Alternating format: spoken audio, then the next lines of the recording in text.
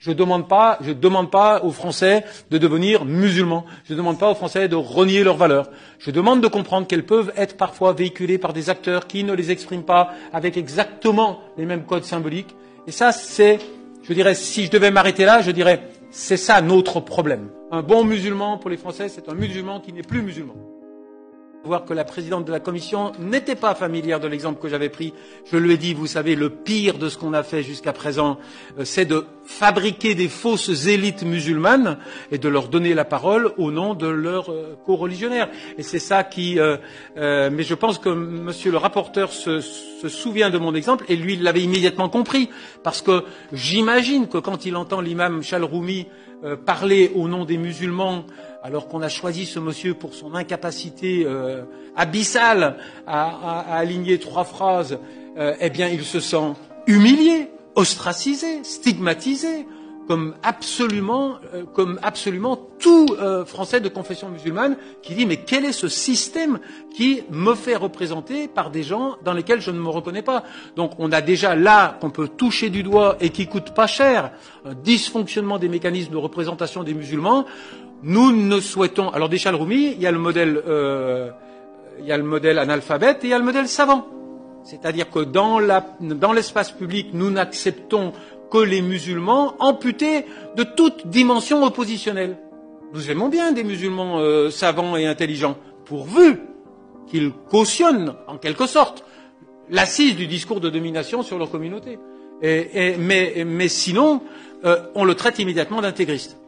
Ce que je dis moi, François, patron Saint François d'Assise, si c'est Mohamed qui le dit, au bout de 2 minutes, il est traité d'intégriste.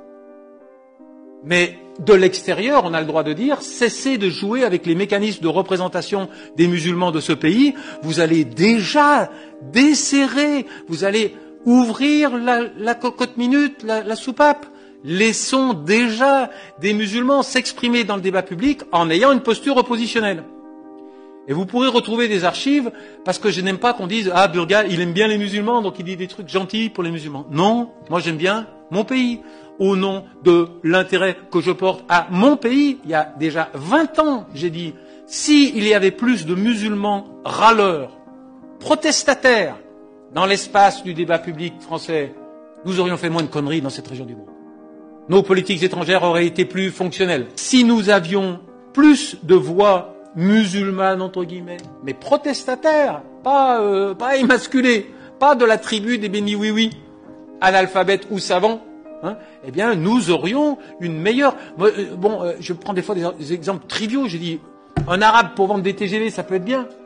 Eh bien, un arabe pour nous dire la perception qu'il a des dynamiques politiques dans le monde arabe, ça peut être bien aussi. Ça peut aider. Sachons nous appuyer sur une perception expurgée d'une série de contingences, de difficultés qui sont inhérentes à l'histoire. Pourquoi on n'arrive pas à nous corréler rationnellement avec les dynamiques politiques dans cette région du monde? Bon, on pourra en parler pendant des heures. Il y a des explications parfaitement rationnelles, d'accord? Nous sommes en symbiose avec la petite frange des populations maghrébines qui nous disent dans la langue que l'on comprend ce qu'on a envie d'entendre. Mais si on accepte cette interaction, on va voir que la matrice des valeurs communes, elle est bien là. Je demande pas aux Français de devenir musulmans. Je ne demande pas aux Français de renier leurs valeurs. Je demande de comprendre qu'elles peuvent être parfois véhiculées par des acteurs qui ne les expriment pas avec exactement les mêmes codes symboliques. Et ça, je dirais, si je devais m'arrêter là, je dirais, c'est ça notre problème. Un bon musulman pour les Français, c'est un musulman qui n'est plus musulman. Et donc je pense qu'au cœur de notre difficulté à interagir efficacement dans le monde arabe actuellement, c'est notre incapacité à créer une relation rationnelle avec cette génération politique qu'on balaye de revers de main en l'appelant islamiste, sans faire l'effort intellectuel de comprendre ce qu'il a produit. Et si on fait cet effort intellectuel, et on peut le faire si vous voulez que vos questions portent là-dessus, parce que je vais m'interrompre, on va voir que notre erreur, ça a été